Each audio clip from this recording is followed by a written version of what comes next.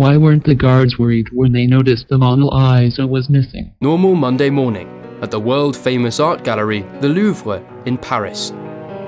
In fact, even when guards noticed that the Mona Lisa was missing, they said there was nothing to worry about, because they thought it had been taken away to be photographed, as was often the case. When did they realize they were stolen? It wasn't until the next morning that they realized there was a serious problem. The gallery was quickly closed, and the police were called. When did the police predict they would find the painting? When the police arrived, they immediately set about solving the crime and predicted they would recover the painting that week. What did the police do to recover the painting? Police interrogated the museum's staff, asking them where they had been when the painting was stolen, what they had been doing that night, and even whether they had stolen the painting or not. They did everything they possibly could. The scene was reenacted, and the modern technique of dusting for fingerprints was tried.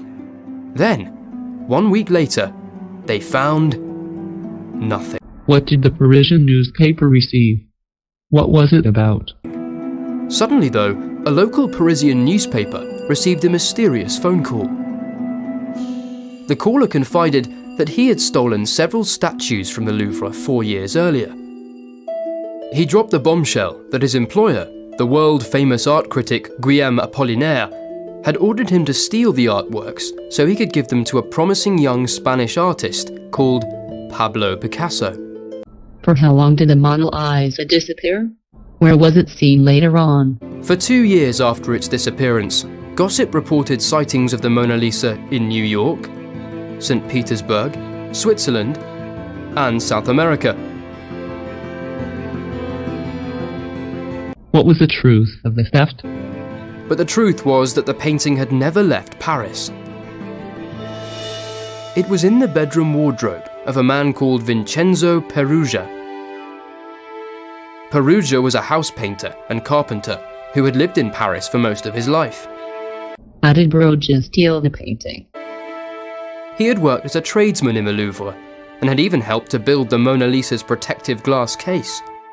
On the night of the 20th of August 1911, Peruggia slept on a staircase in the Louvre. The next morning he dressed in an artist's white smock, lifted the painting from the wall, put it under his smock, and walked out of the museum. What happened to the thief Peruggia? Unable to sell the painting in France, he kept it for 2 years before he secretly took it to Italy.